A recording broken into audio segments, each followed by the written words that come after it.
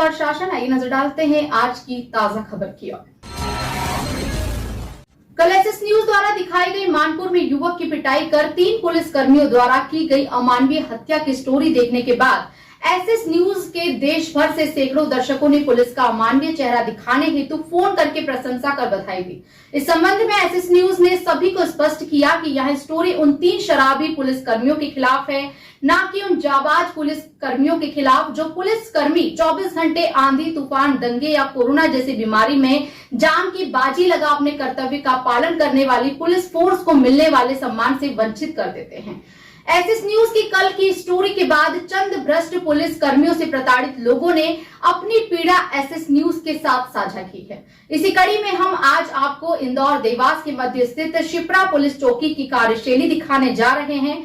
4 मई को 39 वर्षीय प्रमोद सोनी पास के मंदिर में दर्शन कर लौट रहे थे, तभी पीछे से अचानक भयानक तेज गति से आती कार ने उन्हें जोरदार टक्कर मार लगभग 40 फीट आगे उड़ा दिया।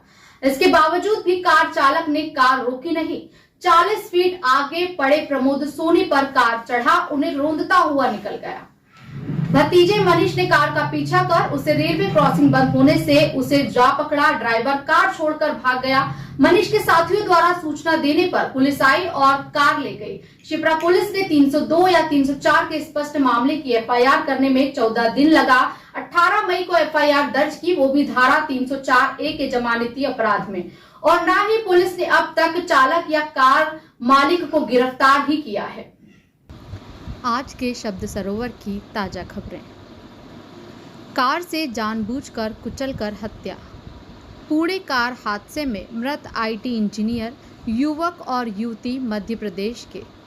सोनिया, खरगे, राहुल और कई कांग्रेस नेताओं ने राजीव गांधी की पुण्यतिथि पर उन्हें श्रद्धांजलि दी। न वोट डाला, न प्रचार किया। बीजेपी सांसद जयंत सिन्हा को पार्टी ने थमाया, कारण बताओ नोटिस। 2 दिनों के भीतर मांगा जवाब। मनीष सिसोदिया को नहीं मिली राहत। दिल्ली हाईकोर्ट ने 31 मई तक बढ़ाई हिरासत। फोटो में दिखाई दे रहा मृतक प्रमोद सोनी है, जो किराए के मकान में अपने पीछे बिना मां की 2 बच्चियों को छोड़ गए हैं। पहले सीसीटीवी के फुटेज में स्पष्ट दिखाई दे रहा है कि मंदिर दर्शन कर लौट रहे प्रमोद सोनी को पीछे से जानलेवा तेज गति से आ रही कार ने पीछे से जबरदस्त टक्कर मार हवा में उछाल दिया, जो लगभग 40 फीट आगे जा गिरे। सीसीटीवी फुटेज में स्पष्ट दिखाई दे रहा है कि 40 फीट दूर पड़े प्रमोद सोनी को बचाने का कोई प्रयास न करते हुए कार को ब्रेक लगा रोकने के स्थान पर उन पर से चारों पहिए चढ़ा उन्हें रोंदते हुए भाग गया। मेरा नाम मनीष सोनी है और मेरे अंकल प्रमोद सोनी जो मृतक है, हम दोनों मांगलिया के टोडी ग्रुप में काम करते थे, शराब की दुकान पे। अब उसके अंदर हुआ ये कि मेरे अंकल जो है टोडी दुकान के ठीक पास में ही मंदिर पे गए थे दर्शन करने के लिए। उधर से वापस आ रहे थे। आने के टाइम पे ठीक दुकान के सामने एक पीछे से अल्टो कार वाला आ रहा था। उसने अंकल को पीछे से टक्कर मारा, फिर अंकल कुछ दूरी पे जाके गिरे। फिर उसके बाद में उसने अंकल के ऊपर से गाड़ी चढ़ाते हुए चारों टायर निकाल लिए गाड़ी। मैं वहीं देखता रहा। देखने के बाद में तुरंत मेरी गाड़ी मैंने स्टार्ट करी। स्टार्ट करके मैं फिर गया उसका पीछा करते करते अपने आगे रेलवे फाटक पड़ता है मांगलिया के पास में, डिपो के पास, वहाँ गया। वहाँ जाने के बाद में मैंने उसको हालांकि बहुत कोशिश करी पकड़ने की, लेकिन ड्राइवर भाग निकला।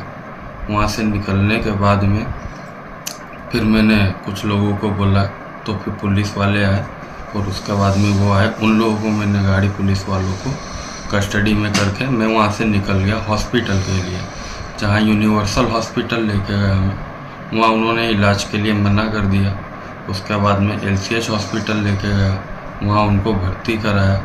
भर्ती कराने के बाद में इलाज चलता रहा उनका।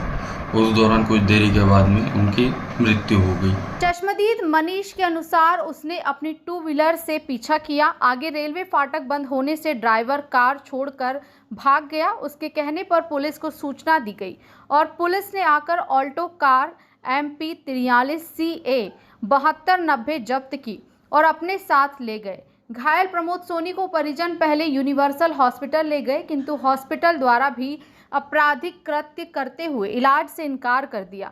तब परिजन घायल को लाइफ केयर हॉस्पिटल ले गए। बहुत अधिक खून निकल जाने से एवं इलाज में देर होने से उन्हें नहीं बचाया जा सका। मृत्यु हो गई। फिर उस मृत्यु होने के बाद में फिर मैंने अभी 4 तारीख की मृत्यु हुई, 5 तारीख को उनका जो है अग्नि संस्कार वगैरह किया, मुख अग्नि दी।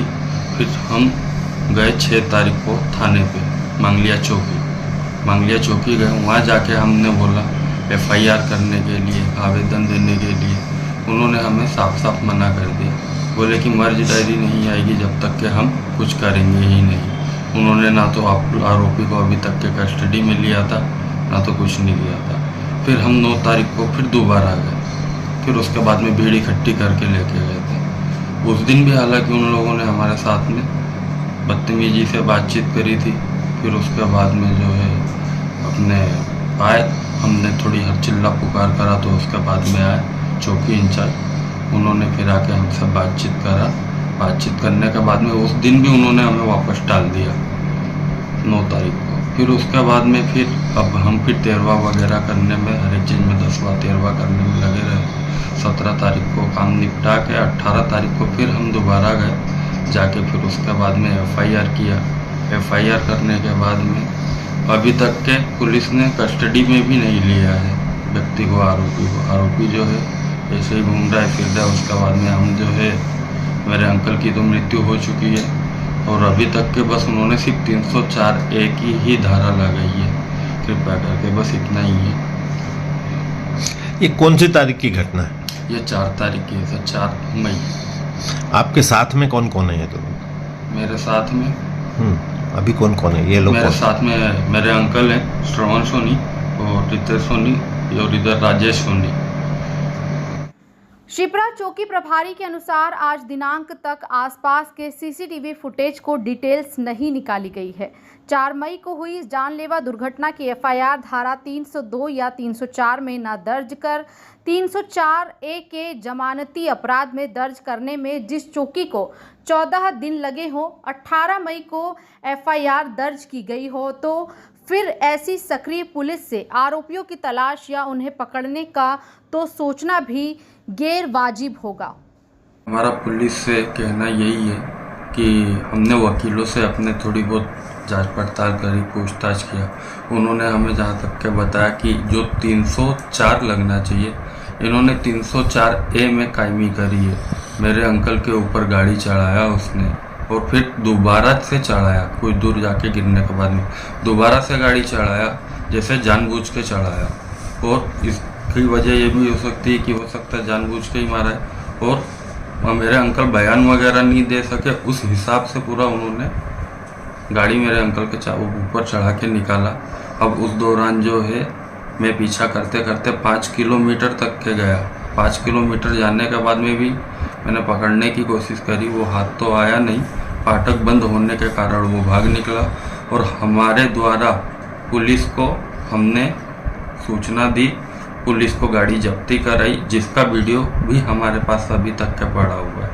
Ghanshyam Patel, SS news, Indore. ऐसे ही ताजा तरीन खबरों के लिए बने रहिए SS न्यूज़ के साथ।